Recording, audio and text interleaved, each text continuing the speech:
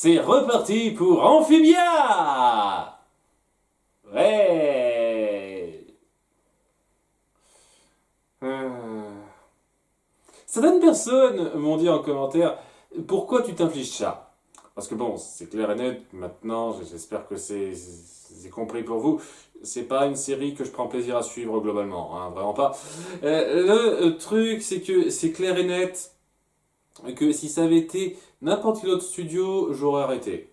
Vraiment. J'aurais laissé filer comme je l'ai fait pour les désastreuses aventures des orphelins Baudelaire.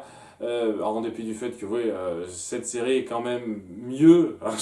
Je préfère largement me regarder les désastreuses aventures des orphelins Baudelaire qu'Amphibia, personnellement. Mais si j'ai poursuivi, c'est parce que j'avais envie d'être un petit peu fidèle au nom de cette putain de chaîne, merde. Sérieusement, j'ai envie de parler de Disney, j'ai envie de parler de ce qu'ils ont sorti en matière d'animation récemment. C'est la raison principale pour laquelle j'ai lancé cette chaîne à la base. Et si je laisse tomber une série Disney comme ça, sans lui donner plus de chance, alors que c'est censé être la base de ce que je suis censé faire, c'est un peu ennuyeux. Et voilà pourquoi je poursuis. Parce que j'ai envie d'aller jusqu'au bout de ce truc qui est censé être populaire d'après certaines personnes, ce qui montre à quel point la popularité des séries actuelles, je l'emmerde quoi. J'emmerde la vie générale quoi. La vie du grand public, plus ça va, mais putain quoi, je le respecte pas du tout. Mais c'est une façon aussi de bien s'apercevoir de ce qui marche, de ce qui se fait maintenant et de pourquoi ça ne marche pas chez moi. Du tout. Enfin, du tout, façon de parler, c'est pas non plus le pire qui soit. On sent les ambitions une fois de plus. C'est bien. Mais il y a un moment donné, je commence à en avoir ras le cul de dire ah, ouais, c'est quand même bien sauvé par les ambitions. Ah, Shira, c'est sauvé par les ambitions, hein, blablabla. Et ça va les conneries, quoi. C'est bien beau d'avoir de bonnes ambitions, mais si à un moment donné, vous n'êtes pas foutu d'être réussi dans votre ton et vous faites régulièrement de la merde, hein, j'en ai rien à foutre de vos ambitions. Hein. Donc, ouais, c'est histoire de dire. Cette saison 3 donc part sur un concept un petit peu nouveau, puisque ce coup-ci, ça va être changement de rôle. Hein. Il y a Anne et les plantards, et donc personne d'autre, parce qu'on ne peut pas changer une équipe qui gagne. On peut pas changer la dynamique principale des personnages centraux, ce serait trop compliqué, donc c'est ces quatre-là, qui se retrouvent pris dans le monde humain. Suite au conflit avec Andreas, qu'on cite un tout petit peu histoire de, je veux dire, bon, ce serait un petit peu méchant de ma part de leur reprocher de ne pas le citer. Oui, ils en parlent un petit peu. Il y a Anne qui dit hey, il y a Marcy qui est peut-être morte, mais non, je lui fais confiance, elle a survécu à ça, elle va s'en sortir, tout ça. Ils n'oublient pas la situation. Le truc, c'est que c'est vraiment un petit peu au second plan et que c'est traité un peu à la légère à certains degrés. Alors que ouais, ils sont un peu paumés dans cette ville. Anne qui découvre qu'elle est enfin chez elle et qui peut pas s'empêcher de réagir ridiculement excessivement parce que sinon ce serait pas drôle, hein, évidemment. Se dit la première chose à faire c'est d'aller me rendre chez mes parents et se poser un petit peu quoi. Hein, se reprendre de toute cette histoire, alors qu'ils réfléchissent un petit peu à quoi faire maintenant. Il faut trouver un moyen d'y revenir, parce que bon, il y a beaucoup de choses à régler, et puis Andreas doit être stoppé, retrouver ses amis, aider les autres, tout ça, tout ça. Mais faut pas tout leur dire. Faut leur dire les trucs qui passent bien, mais le côté ami à retrouver, faut que j'y retourne, méchant dictateur qui veut contrôler les différents mondes parallèles, tout ça, tout ça. On va leur éviter ça de façon à ce qu'ils soient les parents secondaires de passage. C'est-à-dire ils seront là, ils joueront un rôle de présence parce qu'il faut bien quelqu'un qui gère un petit peu certains trucs et ils serviront pas à grand chose. Ça renvoie totalement ça, ce premier épisode, la façon dont c'est montré. Et surtout comment on transitionne cette situation très vite, en fait. Il y a Anne qui dit à ses amis de se cacher dans les poubelles. Évidemment, dans les poubelles, il n'y a pas d'autre endroit où se cacher. Et qui essaye de se présenter à ses parents. Elle toque à la porte, elle hésite un petit peu. Et il y a ces retrouvailles qui sont censées être touchantes, où il pleure un petit peu. Et ça va très vite. De suite, il y a les plantards qui se font voir de façon très rentre dedans. Et c'est le bordel, elle explique vite. Les parents se disent, ah, mais c'est dingue ce qui se passe. On a un petit peu de mal à assimiler la situation. Tandis qu'elle dit, ouais, j'ai besoin qu'ils restent un petit peu là, le temps qu'on trouve un moyen de les ramener chez eux. Hein, elle dit pas me ramener avec elle pour sauver le monde, tout ça, elle n'est pas à ce stade-là. Et ouais, c'est cette période d'assimilation, ils se disent ça, mais c'est grave, faut peut-être prévenir les autorités. Anne dit non, on leur ferait des expériences, tout ça, le gouvernement, etc. Donc on laisse tomber ça. Ce sera pas, j'imagine, développé plus que ça, ce détail-là. Et ses parents disent ok. Et cette phase-là, je suis désolé, elle devrait durer facilement un quart d'heure. Une vraie mise en scène qui essaye de montrer Anne qui retrouve enfin sa vraie vie, qui se retrouve chez elle, revoit ses parents, et essaye un tout petit peu de mettre en place la situation, comment ses parents prennent la chose, tout ça, ça devrait prendre le temps de se mettre en place. Mais non, on a 20 secondes de retrouvailles, des explications rapides avec donc un ton ultra léger pour essayer de rendre ça le moins grave, sérieux possible. Et ses parents qui hésitent rapidement 20 secondes mais qui acceptent parce qu'elle insiste un petit peu. Et puis voilà. Et on est tout de suite dans la configuration, tiens, on est maintenant, c'est ce groupe qui vit chez ces deux parents qui sont ultra lisses, je veux dire, ils sont pas afro ou quoi que ce soit, mais ultra lisses dans la personnalité, rien de très marquant, et qui vont vivre ces aventures dans le monde humain. Voilà, ça va être la tendance inversée avec ouais, donc, la famille Plantard, ces grenouilles qui découvrent le monde humain, qu'est-ce que ça veut dire, hein, c'est pas les mêmes coutumes, et des tonnes de gags bien développés autour qui sont pas plus drôles que ça comme d'habitude. L'humour me fait de plus en plus chier dans cette série. Je crois que ça vient en grande partie du fait que je suis fatigué. Vraiment, quoi, la saturation, elle est présente depuis longtemps. Et on joue de plus en plus sur cette saturation, ce qui fait que même quand j'ai le sentiment que c'est pas le pur humour qui soit, ça ne fait que s'empiler de plus en plus, quoi.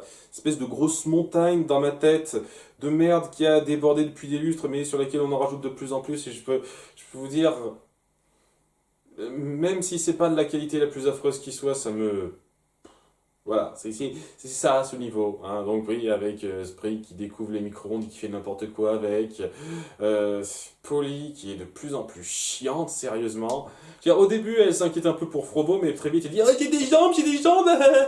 Et elle est puérile au possible, alors qu'elle n'était clairement pas à ce point-là au tout début, quoi. Vous n'avez absolument aucune idée de comment étaient vos personnages au début. Hein, un truc intéressant autour d'Anne, c'est un point que j'apprécie dans cet épisode, c'est qu'on essaye d'appuyer le fait qu'elle a mûri de son expérience et qu'elle est plus responsable, alors que ses parents essayent de faire une quarantaine, donc des tonnes de conneries autour de ça, quoi. Ils disent «Ah, c'est quoi ces trucs qu'on découvre, ah, c'est drôle, c'est con». Et très vite, elle se dit, ce serait bien quand même qu'on puisse sortir de là parce que on s'ennuie comme des rats morts avec un montage rapide. Tu vois, tous ces trucs, quoi, découverte, on est déjà au stade montage découverte.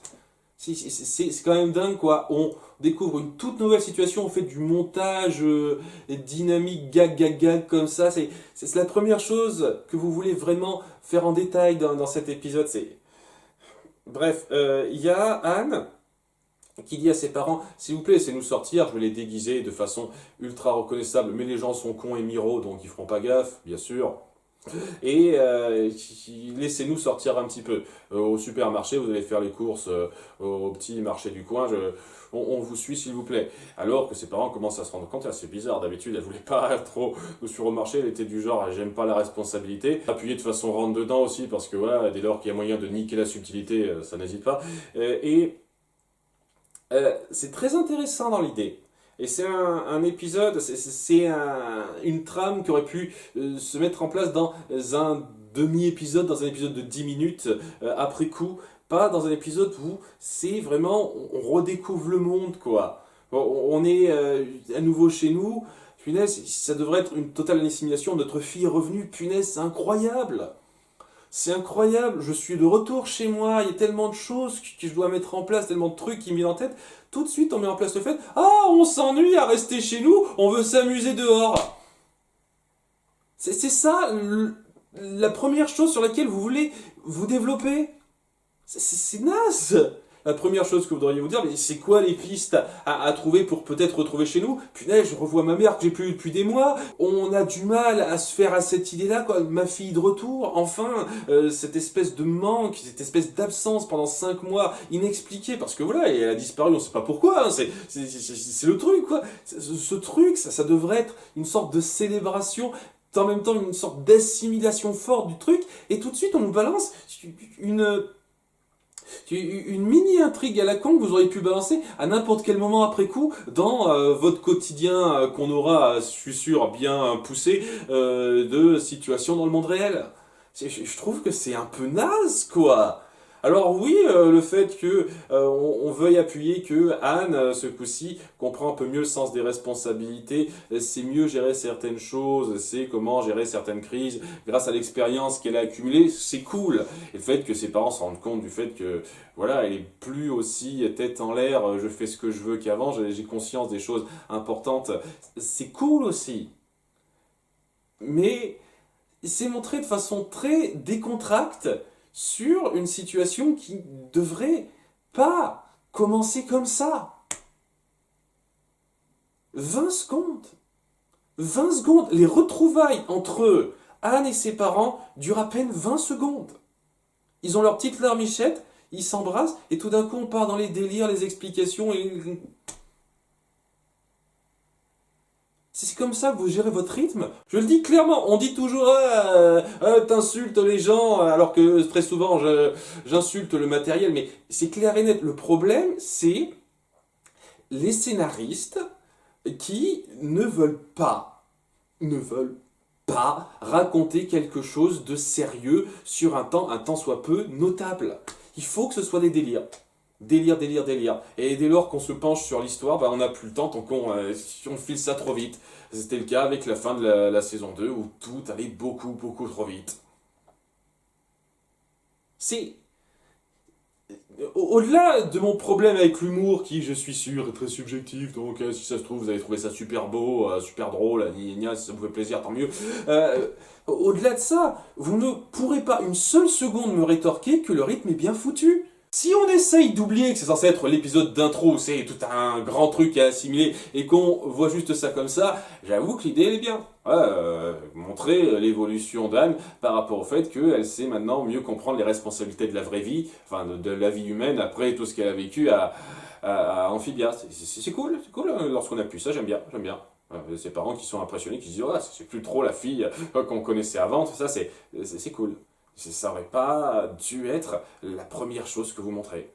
Clairement pas. Et vous aurez clairement dû passer beaucoup plus de temps sur les retrouvailles et tout ce que ça signifiait.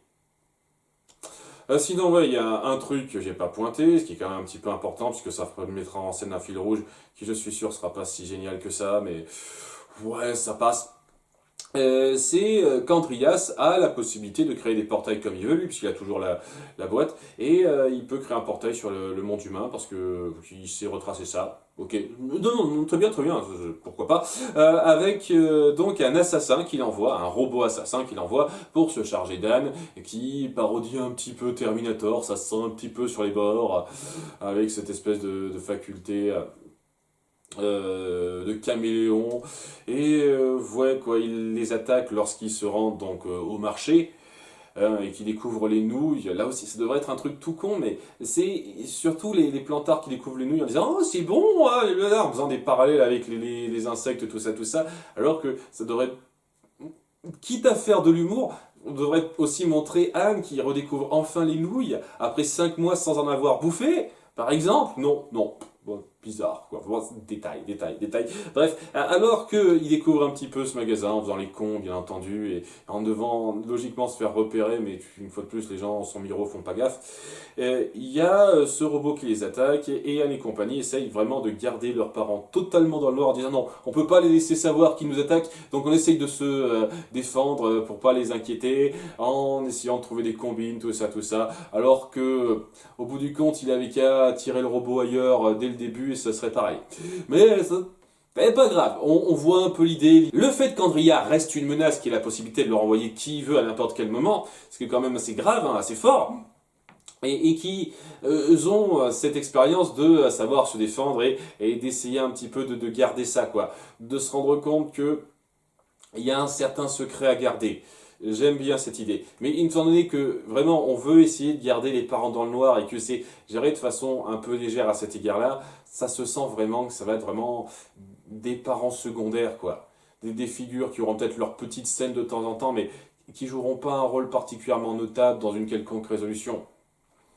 Et ouais, je trouve ça un peu dommage, mais bon, que voulez-vous, ça doit toujours être centré sur Anne et les Plantards, donc c'est pas comme si on allait donner de l'importance à un autre personnage après, hein.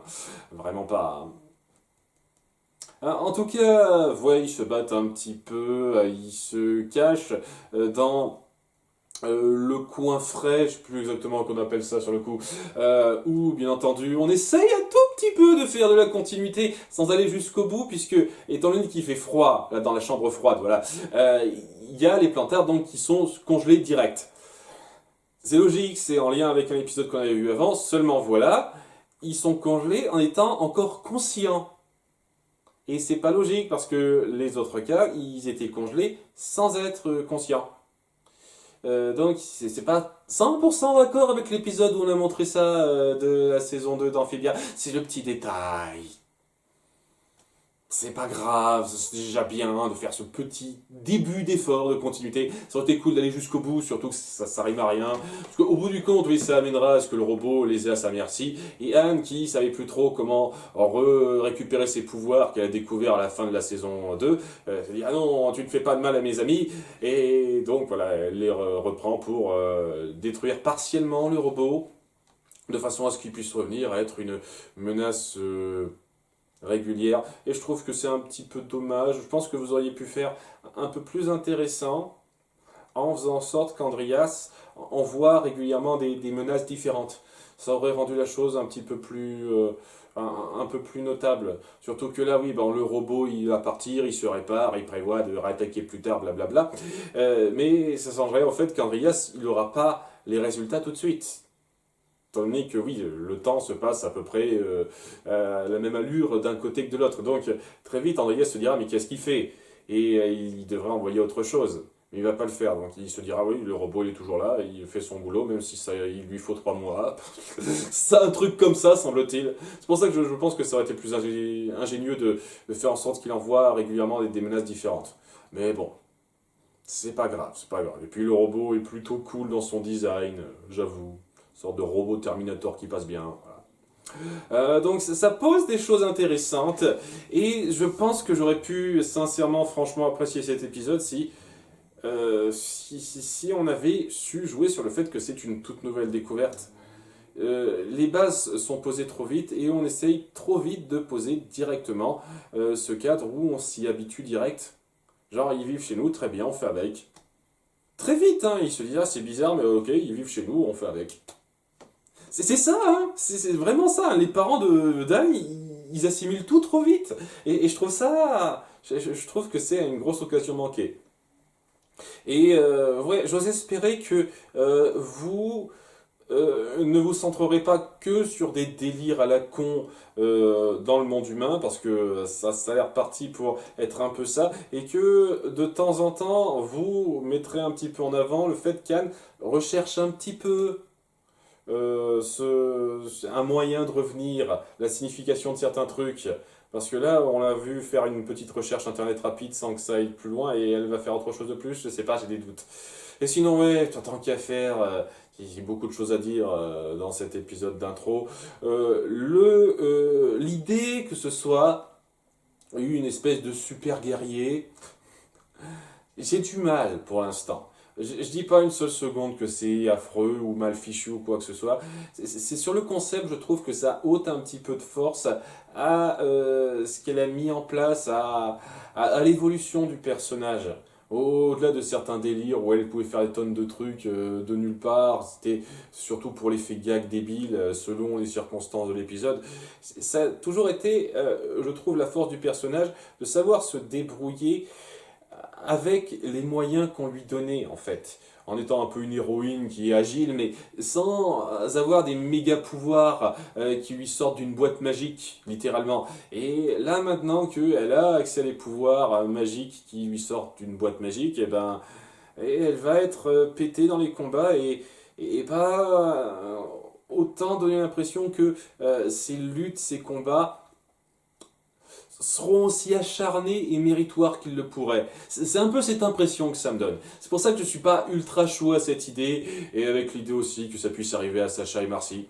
Marcy, qui au passage, j'en ai pas parlé, est en vie, on le montre rapidement lorsqu'on revient sur Andreas. Elle est dans un tube où il la maintient en vie, il prévoit de faire certains trucs avec elle. Et en toute sincérité, je sais pas exactement ce qui va se passer, mais étant donné que je fais des vidéos sur Amphibia, j'ai vu énormément de vidéos qui ont été promues sur YouTube là-dessus, qui montraient un spoiler évident par rapport à ce qui allait lui arriver, donc je sais, je savais même avant la fin de la saison 2 qu'il arriverait un truc à Marcy à cet égard-là. Je sais pas exactement comment ça va se mettre en place et comment ça va se régler, mais je sais qu'il va se passer un truc particulier avec Marcy, quoi. Donc ça sera pas une grande surprise. C'est dommage, mais bon, que voulez-vous, c'est ça le truc d'être sur internet, hein, c'est impossible de pas se faire spoiler des trucs évidents comme ça. Et à nouveau, hein, c'est pas non plus comme si j'avais les détails. Donc ouais, beaucoup de choses intéressantes mises en place en dépit du fait que ça va trop vite et je pense que, et c'est une fois de plus un truc que je répète sans arrêt, si on sait jongler sur les éléments intéressants, c'est-à-dire les dangers constants sur Andreas qui veut s'en prendre directement à Anne, le fait qu'il y ait cette priorité un peu absolue qu'elle semble mettre en avant, qui n'en sera plus une dans beaucoup d'épisodes, j'en suis sûr, que Marcy, que Anne veut retourner à Amphibia, si la série jouait là-dessus de façon satisfaisante par la suite, ça pourrait être cool, en dépit du fait que ouais, ça reprend des gagas, poisson hors de l'eau, on découvre un monde qui n'est pas le nôtre, qu'est-ce que c'est drôle et jamais fait. En dehors de ça, ça pourrait être cool. Malheureusement, j'ai des doutes, Mais on verra, on verra. Les 2 prochains épisodes seront un bon jalon pour voir la chose. À bientôt pour l'épisode 2. Bye. Et sinon, oui, Anne a enfin lavé ses putains de cheveux, bordel de merde!